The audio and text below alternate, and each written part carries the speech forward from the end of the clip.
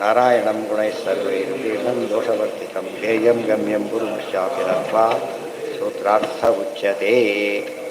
ಏನಾಯ್ತು ಈಗ ಮಹಾಲಕ್ಷ್ಮೀ ದೇವಿಗೆ ಏನಂತ ಹೇಳಿದರು, ನಿತ್ಯ ಮುಕ್ತರು ಅಂತ ಕರೀತೀವಿ. ಮತ್ತೆ ಅದೇನು ಪೂಜೆ ಮಾಡ್ತಾರೆ ಆಗಿದ್ದಾರೆ ಅಂದರೆ ಆ ಥರ ಅಷ್ಟೇ. ಕೆಲಸಕ್ಕೋಸ್ಕರ ಕೆಲವರು ಕಂಡು ಮಾತಾಡಿ ಎಲ್ಲ ಮಾಡಿದರು, ಕೆಲಸ ಆಯಿತು. ಆಮೇಲೆ ಕಂಡು ಮಾತಾಡಿ ಕೃತಜ್ಞ ಅಂತ ಹೇಳಿದರು, ತಪ್ಪಲ್ಲ. ಗೊತ್ತಾಯ್ತಾ? ಕೆಲವು ಯಾವ ಸಿಕ್ಕರು ಏನೂ ಇರೋದಿಲ್ಲ, ಗೌರವ ನಮಗೆ ಏನು ಸಂಬಂಧ ಇಲ್ಲ. ಒಳ್ಳೆ ಗುಣವಂತರು ಕಂಡು ನಮಸ್ಕಾರ ಮಾಡ್ತಾರೆ, ಏನು ಅವರಿಂದ ಆಗಬೇಕಾಗಿಲ್ಲ ನಮಗೆ. ಯಾಕೆ ಗೌರವ ಕೊಡೋದು? ಒಳ್ಳೆ ಥರ ಇತ್ತು. ಒಳ್ಳೆ ಥರ ಗೌರವ ಕೊಡೋ ಪದ್ಧತಿ ಸಾಮಾನ್ಯರಿಗೆ ಇದ್ದಾಗ ಮಹಾಲಕ್ಷ್ಮೀ ದೇವಿ ನಾವೆಲ್ಲ ಫಲಾಪೇಕ್ಷೆ ಕಾನ್ಸೆಪ್ಟ್ ಇದ್ದು ಅಭ್ಯಾಸ ಆಗಿರೋದ್ರಿಂದ ನಿತ್ಯ ಮುಕ್ತರಾದಮೇಲೆ ಯಾಕೆ ದೇವರು ಪೂಜೆ ಮಾಡಬೇಕು ಅಂತೇಳಿ, ದೇವರು ಪೂಜಾರ್ಹರಾದ್ರಿಂದ ಯಾವಾಗಲೂ ಮಾಡಬೇಕು. ಪೂಜಾರ್ಹನಾದಾಗ ಇಷ್ಟು ಬೆಳಕಿನ ಸೂರ್ಯನ ಕಣ್ಣು ಮುಚ್ಚಿಕೊಳ್ಳಬೇಕಾಗತ್ತೆ, ಬೇರೆ ದಾರಿ ಇಲ್ಲ. ಇದರಿಂದ ದೇವ್ರ ಪೂಜೆ ಮಾಡ್ತಕ್ಕಂಥ ಸರಿಯಾದ ವ್ಯಕ್ತಿ ಯಾರು? ಮಹಾಲಕ್ಷ್ಮಿ. ಯಾವ್ಯಾವ ಇದು ಇಲ್ಲ. ನೆಕ್ಸ್ಟ್ ಬ್ರಹ್ಮವಾಯು ರುಚಿಗಳು. ಉಳಿದವರೆಲ್ಲ ಏನಿದೆ, ಏನೋ ಅಪೇಕ್ಷೆ ಇರುತ್ತೆ. ಅಪೇಕ್ಷೆಯವರು ಮಾಡ್ತಾರಲ್ಲ, ಆಮೇಲೆ ಬಿಟ್ಟು ಹೋಗ್ಬಿಡ್ತಾರೆ, ಅದು ಬೇರೆ ಸಮಸ್ಯೆ.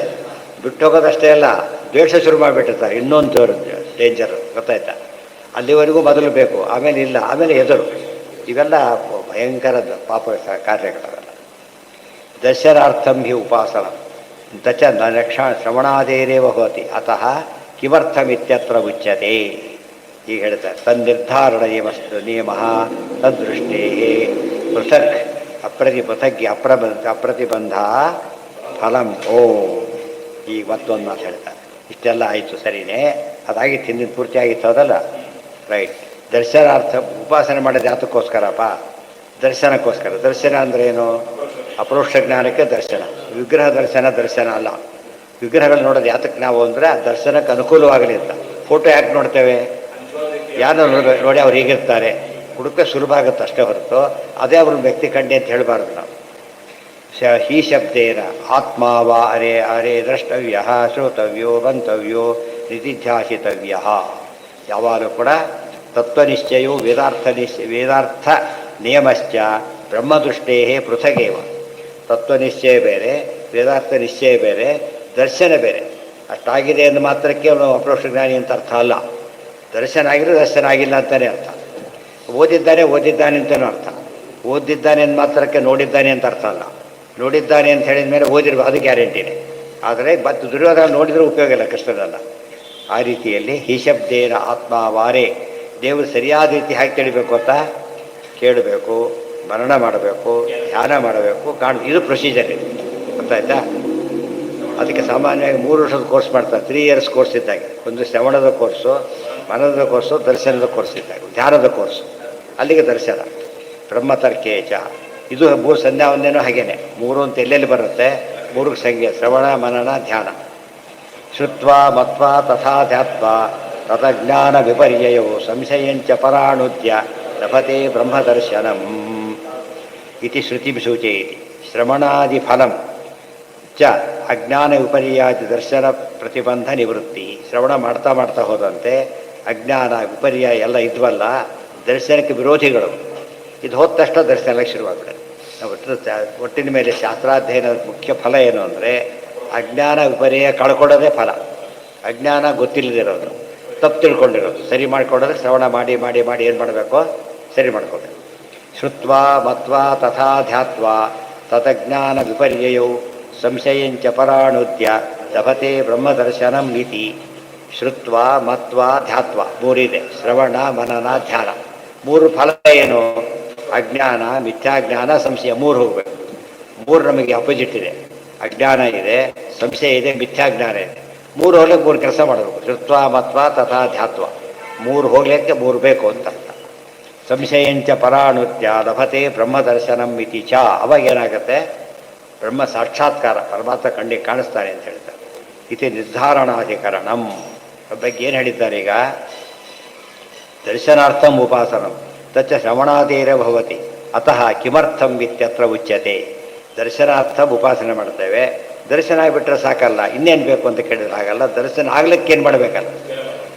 ಅಪರೋಕ್ಷ ಜ್ಞಾನಿ ಕರ್ಮ ಬಿಡಬಹುದು, ಏನಿಲ್ಲ ವಿಚಾರ ಬಿಟ್ಟುಬಿಡಿ ಅಂಥೇಳಿ ಅಪರೋಕ್ಷ ಜ್ಞಾನಿ ಅಂತೇಳಿ ಬೋರ್ಡ್ ಹಾಕೊಂಡ್ಬಿಟ್ರಾಗತ್ತಾ? ಆಗಬೇಕು ಫಸ್ಟ್ ಅದು. ಅದಕ್ಕೆ ದರ್ಶನಕ್ಕೋಸ್ಕರ ಶ್ರವಣಾದಿಗಳು ಬೇಕೇ ಬೇಕು. ಬೈಪಾಸ್ ಮಾಡೋಕ್ಕೆ ಬರೋದಿಲ್ಲ ಅಂತ ಅರ್ಥ. ವಿಜಯದಾಸರಂಥವ್ರು ಮಾಡಲಿಲ್ಲ, ಬಂತು. ಇದ್ದೇನು ಮಾಡಿದ್ರು, ಈಗ ಮಾಡಿಲ್ಲ ಅಷ್ಟೇ ಹೊರತು ಮೊದಲು ಮಾಡಿದವರೇ. ಓಂ ಪ್ರಧಾನವದೇವಿ ತದುಕ್ತಂ ಓಂ ಮತ್ತು ಶ್ರವಣ ಈಗ ಹೊಸ ವಿಷಯ ಶುರುವಾಯಿತು ಇಲ್ಲಿಂದ. ಇಲ್ಲಿ ಒಪ್ಪಿಕೊಂಡಾಗ ಆಯಿತು ಶ್ರವಣ ಮಾಡಬೇಕು ಎಲ್ಲ ಒಪ್ಪಿಕೊಂಡ. ಸಚ ಶ್ರವಣಾದಿ ಮಾತ್ರೇಣ ಬ್ರಹ್ಮದೃಷ್ಟಿರ್ಭವತಿ ಕಿಂತು ಸೇತಿ ಕರ್ತವ್ಯೇನ. ಬರೀ ಶ್ರವಣಾದಿಗಳನ್ನು ಮಾಡೋದರಿಂದ ಅಪ್ರೋಷ್ಟ ಜ್ಞಾನ ಆಗೋದಿಲ್ಲ. ಇಷ್ಟೊತ್ತು ಹೇಳಿದ್ದೇನೋ ಮಾಡಿದಾಗ ಇದೀಗ ಹೇಳ್ತಾರೆ ಮಾಡಿದರೆ ಬರೋದಿಲ್ಲ ಅಂಥೇಳಿ. ಈ ಮಾತು ನಿಮ್ಮ ನನಗೆ ಗೊತ್ತಿಲ್ಲ, ಇದು ಸಮಸ್ಯೆ ಆಗಿರೋದು. ಅದು ಯಥಾ ಗುರುದತ್ತಂ ತಥೈವ ಭವತಿ. ಇದು ತುಂಬ ಇಂಪಾರ್ಟೆಂಟ್ ಪಾಯಿಂಟ್. ಗುರುಗಳು ಎಷ್ಟು ಅನುಗ್ರಹ ಮಾಡ್ತಾರೋ ಅಷ್ಟು ಮಾತ್ರ ಫಲ ಕೊಡುತ್ತೆ, ಹೊರತು ಹೆಚ್ಚು ಕೊಡೋದಿಲ್ಲ. ಎಷ್ಟೇ ಸೈಜು ಮತ್ತು ₹1 ಅದೇ ಸೈಜ್ ಚೆಕ್ಕೆ, ಲಕ್ಷ ರೂಪಾಯಿ 10 ಲಕ್ಷ ರೂಪಾಯಿ ಅದೇ ಚೆಕ್ಕೆ ಕೊಡೋದು. ಸೈಜ್ ನೋಡ್ಕೊಂಡು ಯಾರೂ ದುಡ್ಡು ಕೊಡೋದಿಲ್ಲ. ಇದು ಎಂಟ್ರಿ ಮಾಡಿರ್ತಾರಲ್ಲ ಅಷ್ಟೇ. ಎಂಟ್ರಿ ಮಾಡೋ ಹಕ್ಕಿರೋದು ಯಾರಿಗೆ? ಅಕೌಂಟ್ ಹೋಲ್ಡರ್ಗೆ, ಕಂಡವರಿಗಿಲ್ಲ. ಗುರುಗಳು ಯೋಗ್ಯರು ಪಾಠ ಹೇಳ್ತಾರೆ ಅಂತ ಅವ್ರು ಹೇಳ್ತಾರೆ ಇಷ್ಟು ಸಿದ್ಧಿ ಬರಬೇಕು ಅನ್ಕೊಂಡು ಅಷ್ಟೇ ಬರೋ, ಜಾಸ್ತಿ ಬರೋದಿಲ್ಲ. ಇಷ್ಟು ಕೊಡಿ ಅಂತ ಬರೋ ಸೈನ್ ಮಾಡಿಬಿಟ್ಟ ಮೇಲೆ ಜಾಸ್ತಿ ಕೊಡೋಗಿಲ್ಲ ಅವರು. ಅದಕ್ಕೆ ಅವ್ರು ಹ್ಯಾಕೆ ಕೊಡ್ತಾರೆ ಯೋಚನೆ ಮಾಡ್ತಾರೆ. ಅವ್ರ ಕೆಪಾಸಿಟಿ, ಅವನ ಪ್ರಾಮಾಣಿಕತೆ, ಅವನ ಎಫರ್ಟ್ಸ್ ಎಲ್ಲ ನೋಡಿಬಿಟ್ಟು ಇಷ್ಟು ಫಲ ಸಿಗಲಿ ಅಂತ ಹೇಳ್ತಾರೆ. ಅಷ್ಟು ಫಲ ಮಾತ್ರ ಸಿಗುತ್ತೆ ಹೊರತು ಹೆಚ್ಚು ಫಲ ಸಿಗೋದಿಲ್ಲ. ಇದು ಯಾತಕ್ಕೆ ಹೇಳಿದರು? ವಾಮಾಚಾರದಲ್ಲಿ ಗುರುಗಳು ಬಂದು ಉಪಯೋಗಿಸ್ತಾರೆ, ಆಮೇಲೆ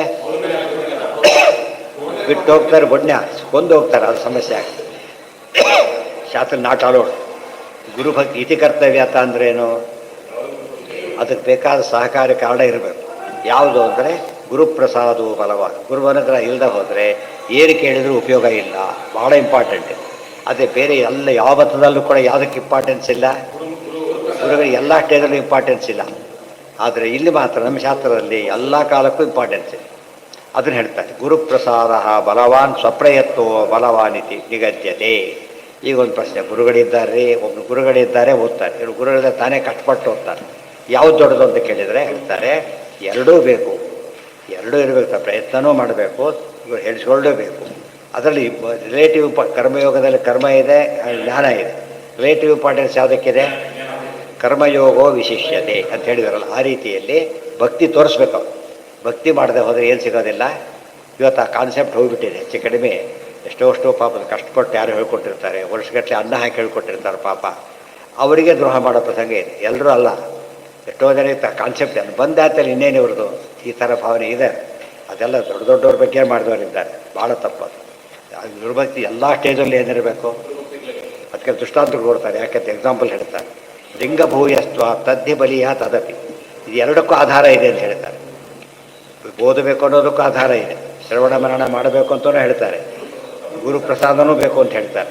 ಎರಡೂ ಪ್ರಮಾಣ ಸಿದ್ಧವಾದ, ಎರಡೂ ಒಪ್ಕೋಬೇಕು ಅಂತ ಹೇಳಿದ್ರು. ಅರ್ಥ ಆಯ್ತಾ? ಈಗ ಯಾವುದಾದ್ರೂ ಯಾವುದು ದೊಡ್ಡದು ಅಂತ ಒಪ್ಕೊಂಡ್ಬಿಟ್ರೆ ಅದು ಬಿಟ್ಟುಬಿಡ್ಬೋದು. ಕರ್ಮಯೋಗ ಜ್ಞಾನಯೋಗದಲ್ಲಿ ಒಂದು ಮಾತು ಇರೋದಾಗಿ ಎರಡು ಬಿಡ್ಲಕ್ಕೆ ಬರುತ್ತೆ ಇಲ್ಲ. ಕರ್ಮಯೋಗದಲ್ಲಿ ಜ್ಞಾನ ಇದೆ, ಜ್ಞಾನಯೋಗದಲ್ಲಿ ಕರ್ಮ ಇದೆ, ಶ್ರವಣಾದಿಗಳಲ್ಲಿ ಅನುಗ್ರಹ ಇದೆ, ಅನುಗ್ರಹದಲ್ಲಿ ಶ್ರವಣಾದಿಗಳಿದೆ. ಆದ್ದರಿಂದ ಏನಾಯಿತು? ಎರಡೂ ಮುಖ್ಯನೇ ಹೊರತು ಎರಡೂ ಬಿಡ್ಲಕ್ಕೆ ಬರೋದಿಲ್ಲ. ಋಷಭಾದಿಭ್ಯೋ ವಿದ್ಯಾಂ ಜ್ಞಾತ್ವಾಪಿ ಸತ್ಯಕಾಮೇನ ಭಗವಾನ್ ತ್ವೇವ ಮೇ ಕಾಮಂ ಬ್ರೂಯಾತ್. ದೃಷ್ಟಾಂತ ಕೊಡ್ತಾರೆ. ಏನಿದೆ ಅಂತ, ಲಿಂಗಭೂಯಸ್ತ್ವ ಎಲ್ಲಿದೆ? ಅವನು ಸತ್ಯಕಾಮರು ಬಂದರು ಪಾಪ, ಗುರುಗಳ ಹತ್ರ ಬಂದರು. ನನಗೆ ವೇದ ಹೇಳ್ಕೊಡಿ, ಉಪನಯನ ಮಾಡಿ ಅಂತ ಹೇಳಿದರು. ಉಪನಯನ ಶಬ್ದಕ್ಕೆ ಏನು ಗೊತ್ತಾ? ಜನಿವಾರ ಹಾಕೋದು ಅಂತಾಗಿದೆ. ಅಲ್ಲ, ಗುರುಕುಲಕ್ಕೆ ಬಿಡೋದು ಅಂತ ಅರ್ಥ. ಅಡ್ಮಿಷನ್ ಮಾಡ್ಕೊಳ್ಳಿ ಅಂತ ಅರ್ಥ. ಅಡ್ಮಿಷನ್ ಮಾಡ್ಕೊಳ್ಳಿ ಅಂತ ಕೇಳಿ. ಆಗ ಅವ್ರು ನೀವು ನಿನ್ನ ಗೋತ್ರ ಯಾವುದು ಅಂತ ಕೇಳಿ. ಗೊತ್ತಾಯ್ತಾ? ಅವರೇ ನನ್ನ ಗೋತ್ರ ಗೊತ್ತಿಲ್ಲ, ನನ್ನ ತಂದೆ ಹೆಸರು ನನಗೆ ಗೊತ್ತಿಲ್ಲ, ನನ್ನ ತಾಯಿ ಜಬಾಲೆ, ಅದಕ್ಕೆ ನನ್ನ ಜಾಬಾಲ ಅಂತ ನನ್ನ ಕರೀತಾರೆ, ಸತ್ಯಕಾಮ ಜಾಬಾಲ ನಾನು ಅಂತೇಳಿ. ಖುಷಿ ಆಯಿತು. ಸತ್ಯ ಹೇಳಿದ್ದೀಯಲ್ಲ, ನೀನು ಬ್ರಾಹ್ಮಣನೇ, ನೀನು ಪಾಠ ಹೇಳ್ಕೊಡ್ತೇನೆ. ಆದರೆ ಒಂದು ಕರಾರು, ಎಲ್ಲರಿಗೂ ಕಾಮನ್ ಅದು. ನಾನು 100 ಗೋವು ಕೊಡ್ತೇನೆ. ಎಂಥ ಗೋವುಗಳವು? ಬಡಕರು ಗೋವುಗಳು. ಬಡಕರು ಅವು 400 ಆಗಬೇಕು. ಅಲ್ಲಿವರೆಗೂ ಕರ್ಕೊಂಡು ಹೋಗು, ಆಮೇಲೆ ಬಾ, ಅಲ್ಲಿವರೆಗೂ ಬರಬೇಡ ಅಂತೇಳಿ. 100 400 ಆಗಬೇಕು. ಅರ್ಥ ಆಯ್ತಾ? ಗೊತ್ತಾಯ್ತಾ? ನೋಡಿ, ಒಂದಕ್ಕೊಂದು ಲೈನ್ ನಿಂತು ಕೊಡ್ತಾರೆ. ಹೌದಾ? ಕಾಯ್ತಾ ಇದ್ದುಬಿಟ್ಟಿದ್ದಾರೆ ಗೋವುಗಳನ್ನ. ಭಕ್ತಿಯಿಂದ ಶ್ರದ್ಧೆಯಿಂದ ಕಾಯ್ತಿದ್ದಾನೆ. ಕೊನೆಗೆ ಗೋವುಗಳು ಮಾತಾಡಿದ್ವು, 400 ಆಗಿದ್ದೇವೆ, ಕರ್ಕೊಂಡು ಹೋಗೋದು ಆಮೇಲೆ. 400 ಆಗಿದ್ದೇವೆ ನಾವು, ಕರ್ಕೊಂಡು ಹೋಗು ಅಂತ ಹೇಳಿದ್ರು. ಅಷ್ಟರ ಮಟ್ಟಿಗೆ ಅದಕ್ಕೆ ಎಳಿಸ್ತಾ ಕೊಡಲಿಲ್ಲ. ಕೆಲಸ ಆಗಬೇಕು. ಹೇಳಿದ ತಕ್ಷಣ ಸಾಕ್ಬಿಡು ಬಾರ, ನಿಲ್ಲಿಸ್ಬಿಡು ಪ್ರದಕ್ಷಿಣೆ ಅಂತಾರಲ್ಲ, ಆ ರೀತಿ. ಆಗ ಹೊರಟು ಬಂದರು. ಅವರು ಉಪದೇಶ ಮಾಡ್ತಾ ಬಂದರು. ಪ್ರಸಂಗ ಬರೋದು 4 ಜನ ಉಪದೇಶ ಮಾಡ್ತಾರೆ. ಅಪ್ರೋಷ್ಟಜ್ಞಾನಿ ಆಗಿಬಿಡ್ತಾನೆ ಅಂತ. ಗುರುಗಳು ನೋಡಿದ ತಕ್ಷಣ, ಏನಯ್ಯ ಬ್ರಹ್ಮವಿಧಿವ ಭಾಷೆ ಸೌಮ್ಯ ಅಲ್ಲ, ಅಪ್ರೋಷ್ಟಜ್ಞಾನಿ ಆಗಿಬಿಟ್ಟಿದೆಯಲ್ಲ, ಆಗಲಿ ಅಂತ ಕೇಳ್ತಾರೆ. ಅವ್ರು ಹೇಳ್ತಾರೆ, ಸ್ವಾಮಿ ಆಗಿರ್ಬೋದು, ನಾನು ನಮ್ಮ ಗುರುಗಳು ನೀವೇ ಕೊಟ್ಟಿದ್ದು, ನೀವೇ ನಿಮ್ಮ ಬಾಯಿಂದ ಉಪದೇಶ ಆಗಬೇಕು. ಮತ್ತೆ ಇದು ಆಚಾರ್ಯ ಕೋಟ್ ಮಾಡ್ತಾರೆ. ಇದರಲ್ಲಿ ಕಥೆ ಹೇಳಿದ್ದಾಗಿ ಮಾತು ಬಂದಿದೆ. ಈಗ ಅದು ಹೇಳ್ತಾರೆ ಸತ್ಯಕಾಮ. ನನಗೆ ಆಗಿರೋದು ಹೌದು, ಆದರೆ ನಿಮ್ಮ ಮೂಲಕನೇ ಬರಬೇಕಾದ್ರೆ ನಿಮ್ಮ ಕೈಯಲ್ಲಿ ಕೊಡಿ, ಎತ್ತಿಸ್ಕೊಳ್ಳೋದಿಲ್ಲ, ಅಲ್ಲಿ ನೀವು ಕೊಡಿ. ಇದ್ರ ಏನು ತೋರಿಸುತ್ತಿದೋ ಈ ಲೆವೆಲಲ್ಲಿ ಏನು ಬಿಡಲಿಲ್ಲ ಆತ, ಆದ್ದರಿಂದ ಅದೂ ಇರಬೇಕು ಅಂತ ಉಪನಿಷತ್ ಹೇಳ್ತಾ ಇದೆ. ಅಟ್ ದಿ ಸೇಮ್ ಟೈಮ್ ಸಮಾಧಾನಗಳನ್ನು ಬಿಟ್ಟಿಲ್ಲ ಆತ, ಅಲ್ಲಿದ್ದಾಗ ಸೇವೆ ಮಾಡ್ಕೊಂಡಿದ್ದ, ಅದೇ ಗುರಿ ಇಟ್ಕೊಂಡು ಮಾಡಿದ್ದಾರೆ, ಆ ಫಲ ಸಿಕ್ಬಿಡ್ತಾಗ. ಅದೇ ಗುರಿ ಇಟ್ಕೊಂಡು ಮಾಡಿದ್ರಿಂದ ಗುರಿ ಗುರುಪದೇಶ ಹೆಸರಿಗೆ ಪಾಠ ಕೇಳಲೇ ಇಲ್ಲ ಆತ. ಹೇಗೆ ಜ್ಞಾನ ಬಂತ ಆತನಿಗೆ? ಅನುಗ್ರಹದಿಂದ ಬಂತ. ಅದು ಅನುಗ್ರಹದ ಜ್ಞಾನವೂ ಇದೆ, ಓದಿ ಬಂದ ಜ್ಞಾನವೂ ಇದೆ. ಅನುಗ್ರಹ ಗ್ರಾಮದಲ್ಲೂ ಶ್ರವಣಾದಿಗಳಿರುತ್ತೆ, ಜನ್ಮಾಂತರ ಇರುತ್ತೆ, ಇದರಲ್ಲಿ ಈಗಲೇ ಇರುತ್ತೆ. ಆದ್ದರಿಂದ ಎರಡೂ ಬಿಡಬಾರ್ದು. ಯಾವ ಸ್ಟೇಜಲ್ಲೂ ಕೂಡ ಗುರುಗಳೇ. ಶ್ರೀ ಗುರುಭ್ಯೋ ನಮಃ ಹರಿ ಓಂ ಒಂದೇ ಮಾತಾಡೋಂಗಿಲ್ಲ. ಹರಿ ಓಮನ್ನು ಅಧಿಕಾರ ಬರೋದು ಯಾವಾಗ? ಇದು ಹೇಳಿದ ಮೇಲೆ ಹರಿ ಓಂ ಗುರುಭ್ಯೋ ನಮಃ ಅಂತ ಯಾರು ಹೇಳಿದ್ರಲ್ಲ, ಹೀಗೆ ಹೇಳಬೇಕು. ಅದೇ ಮುಕುಂದ ಭಕ್ತಿ ಗುರುಭಕ್ತಿ ಯಾಯ ಮಾತು, ಅದೇ ಮಾತಿನ ಅರ್ಥ ಅದಿಷ್ಟು ಕೂಡ. ಸಾಮಾನ್ಯ ಗುರುಗಳನ್ನೇ ಬಿಡಾಗಿಲ್ಲ, ಆಚಾರ್ಯನ ಬಿಡೋಕ್ಕಾಗತ್ತೆ? ಯೋಚನೆ ಮಾಡಿ. ಮೂಲ ಗುರುಗಳು ಅಷ್ಟು ಒತ್ತು ಕೊಟ್ಟು ಅಲ್ಲಿ ಹೇಳ್ತಾರೆ. ಅಲ್ಲಿಂದ ತುಂಬ ಇದೆ, ನಾಳೆ ಕಂಟಿನ್ಯೂ ಮಾಡಿ. ಇಲ್ಲೆಲ್ಲ ಬೇರೆ ಸಾಧಾರಣ ಇನ್ನೂ ಬೇರೆ ಬೇರೆ ಮುಖ ಹೇಳಕ್ಕೆ ಶುರು ಮಾಡ್ತಾರೆ, ಅದನ್ನು ನೋಡಬೇಕು. ಈಗಾಗಲೇ ಎಷ್ಟು 45 ಸೂತ್ರ ಆಗೋಯ್ತು ಈಗಾಗಲೇ. ಅತಿ ದೊಡ್ಡ ಅಧಿಕಾರ, ದೊಡ್ಡ ಪಾದ ಯಾವುದು? ಆಮೇಲೆ 15 ದಿವಸಕ್ಕೆ ಅದೇ ಓದೋಗ್ಬಿಟ್ಟು ಯಾವುದು ಆ್ಯಕ್ಚುಲಿ ಇವತ್ತು ಅಧ್ಯಾಯ ಇರಷ್ಟು ಪಾದ ಇರಷ್ಟು 4ನೇ ಅಧ್ಯಾಯ ಸಣ್ಣದು, ಭಾರಿ ಚಿಕ್ಕ ಅಧ್ಯಾಯ. ಅಡುಗೆ ಮಾಡೋದು ಭಾರಿ ಹೊತ್ತು, ಬಡಿಸೋದಕ್ಕೆ ಎಷ್ಟೊತ್ತು ಬೇಕು? ಊಟ ಬೇಗ ಆಗಿಬಿಡುತ್ತಲ್ಲ ಅಂತ ಫಲಶ್ರುತಿ ಬೇಗ.